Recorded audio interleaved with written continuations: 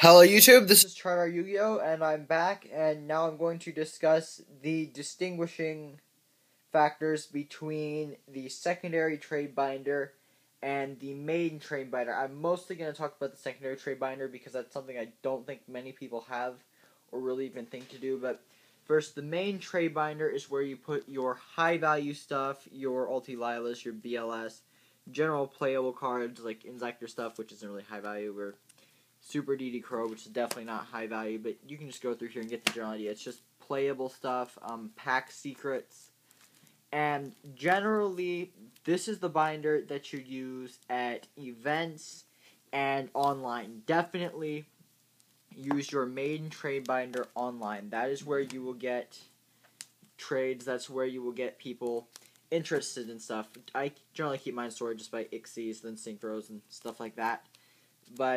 And you don't have to have, like, everything in here to be high value. Like, I have a ton of Utopias, a ton of, like, Super Shockmasters, but generally try to keep this stuff playable. I know I have a Gold Rat in here, but I'm just not being too particular at the moment.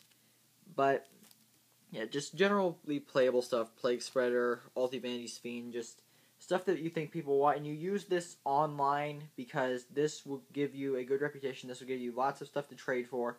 And this gives you access to higher value wants. Like, I've traded for most of my decks. I don't tend to buy cards for decks. So I just trade out of this online, and when there's some new card I want, I just list it on my wants. And, yeah, the main trade binder is pretty simple. Most people have these. Now, for the secondary trade binder, this is where it gets a little arbitrary, I guess. Like, how do you determine what you put in your secondary versus your main?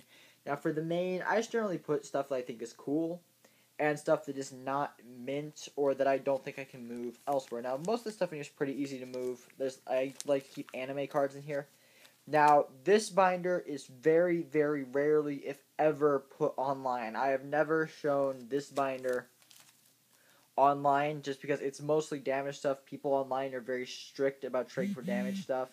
So, I think that there's very, very little reason to put this card online, this binder online, and I use this primarily at locals. Like, my main trade binder, I hardly ever take it out at locals. I almost always trade out of this, because people at locals are generally more lax about trading for damage cards, and if you have anime cards in here, that is also a good way to trade to either collectors or kids. And now, I'm not going to advocate ripping off little kids, because honestly, it really bothers me when people do that. But you also don't want kids pawing through your hollow stables or anything like that, just because it's a good way for them to get damaged. And I put play condition cards in here and anime cards such as a Yubel Terror Incarnate or Galaxy Photon Dragon, or just anything that I don't think I can really move online or at a high value or more prestigious event.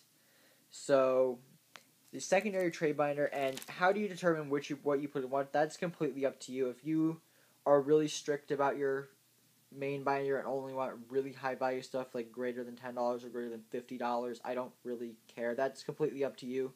Like, just put whatever you want in here and whatever you want here. Just maintain two separate binders to help you organize stuff, and primarily trade out of this one at locals, and you have one online binder and one local binder, and that just helps you keep stuff sorted out and just helps you move stuff more efficiently. And do you actually have to have two binders for this? No, not at all. Binders are an expense. You don't have to have an Ultra Pro binder or a Monster binder or anything like that. I think the Monster binders protect my higher value cards better, so I think it's a worthwhile investment.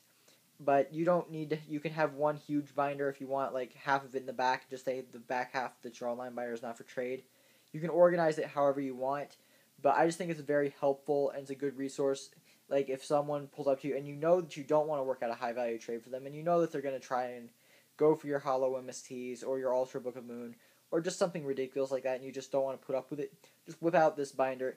So basically, just don't put anything that you wouldn't feel comfortable trading away easily in this binder. I trade very easily out of this binder. I don't value the stuff in here hardly at all, just because it's really easy to move and I have a ton of stuff for it.